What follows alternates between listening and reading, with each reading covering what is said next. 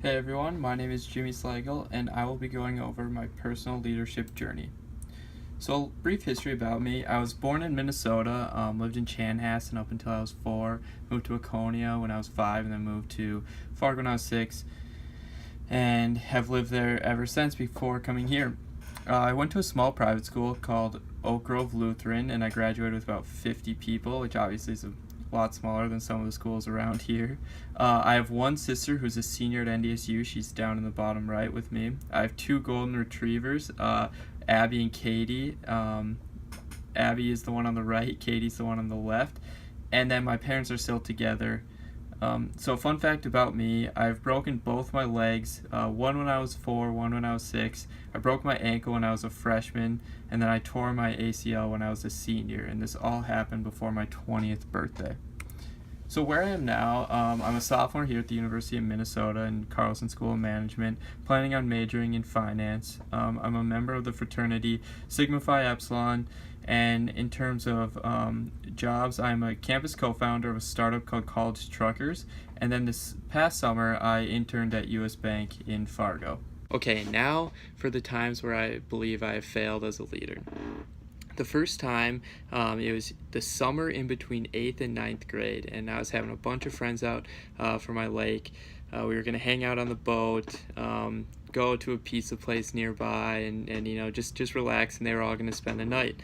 And we had a ton of fun throughout the day, and then night came, and there's this infamous spot where young teenagers will go, mid-teenagers will go, and it's a graveyard, and apparently there's stories of it being haunted and everything, whatever, just early high school, middle school stuff. And I talked to my dad about going, and he strictly said, Jimmy, I don't want you to go, and it's late, I don't know what their parents will think. And as an 8th, ninth grader, I didn't take his word too seriously, and we ended up going without him knowing, and we ended up getting a call from him at about 1 a.m., and he was not happy, and he had us come back, and the next morning he called all their parents and told them what happened,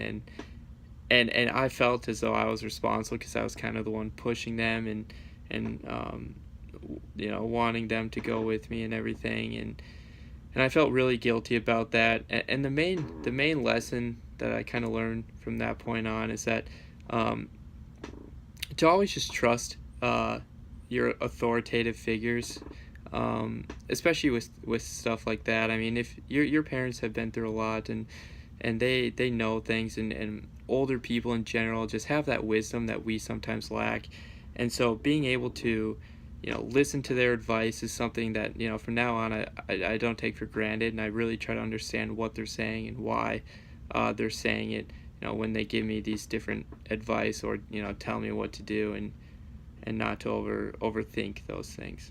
The second story was my junior year of football. One of the captains on the team, I was one of the captains, and then there was two others with me. One of the captains thought it would be a great idea for us to paint on with mascara fake mustaches across our face for the team picture. And at first I was hesitant. I'm like, no, I'm not going to do this. I don't know if the coaches would approve and everything. And after a little bit, everyone started to do it, and so I ended up kind of just caving in. And then our coaches got down from their offices and saw everyone with mustaches, and they were not happy at all. And they kind of chewed out the captains, and so I just felt really guilty that I kind of led into peer pressure. And the thing that I learned is, as a captain, I was supposed to be the responsible one, and to kind of look out for the team so he wouldn't get in trouble. And I let peer pressure get the best of me. And from that moment on, I kind of made it a personal goal to not fall into peer pressure. Even though other people your age are doing something, and even if they say it's fun or a good idea, you just never know. And so just me now knowing how to handle peer pressure, and knowing how to say no is something that is critical for leaders. And something that I carry with me every single day. And so just that ability to say no to your friends is something that is huge, and if you're able to do that, you're a step ahead of 80% of everyone else. And yeah.